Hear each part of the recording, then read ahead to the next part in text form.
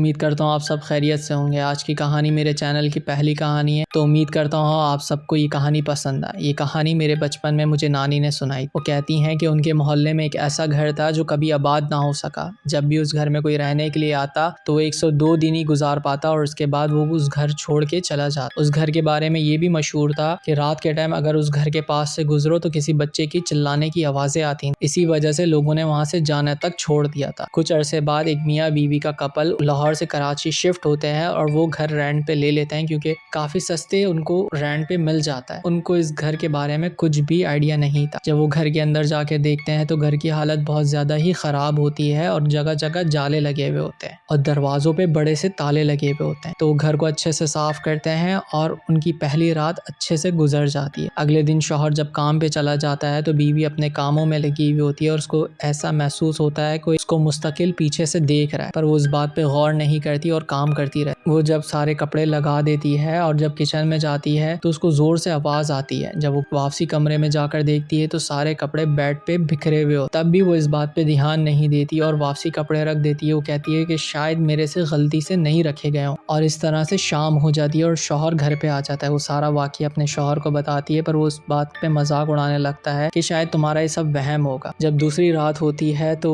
शौहर सो रहा होता है। अचानक से उसको आवाजें आती हैं कि कोई जोर जोर से चीख रहा है कि मुझे मत मारो, मुझे मत मारो। जैसी उसकी आंख खुलती है वहाँ कोई नहीं होता। वो डर जाता है थोड़ी सी देर के लिए, पर अपने आप को समझा के वापसी लेट जाता है। जब थोड़ी सी उसकी आंख लगने ही लगती है तो वो देखता है कि एक छोटी सी बच्ची बेड के साथ खड़ी हुई है और उसको देख रही है। वो खड़ा होता है, लाइटें खोलता है, पर वहाँ कुछ नहीं हो। सुबह हो जाती है। वो अपनी बीवी को कुछ भी नहीं बताता और काम पे चला जाता। बीवी अपने घर के काम कर रही होती है जब, और उसको महसूस यही हो रहा होता है कि उसको कोई देख रहा है। जैसे ही वो पीछे पलट कर देखती है वहाँ एक छोटी सी बच्ची खड़ी हुई होती है जो उसको देख रही होती है, जिसकी हालत बहुत ज्यादा ही खराब होती है। वो जोर से चीखती है और चीख के सहन में चली जाती है। वो पूरा दिन वहीं बैठी रहती है शाम तक। जब उसका शौहर घर पे आता है वो सारी चीजें उसको बताती है, पर उसका शौहर उसको समझा के घर में ले जाता है और इस तरह से एक और रात हो जाती है। रात के टाइम बीवी को सपना आता है कि कोई उसका हाथ एक चाकू से काट रहा है और उसी टाइम उसकी आंख खुल जाती है। जब वो अपने हाथ को देखती है तो उसके हाथ में काफी सारे जख्म बने हुए होते हैं और खून निकल रहा होता है। वो फौरन से अपने शौहर को उठाती है और दिखाती है तो कहता है कि शायद तुम्हारा हाथ बेध्यानी में बेड पे लग गया होगा जिसके वजह से ये जख्म बन गया और तुम्हें पता नहीं चला। वो इस बात को भी टाल देता है। अगले दिन सुबह जब वो उठ के बाहर निकलते हैं तो वो देखते हैं दीवार पे लिखा हुआ है खून से यहाँ से चले जाओ।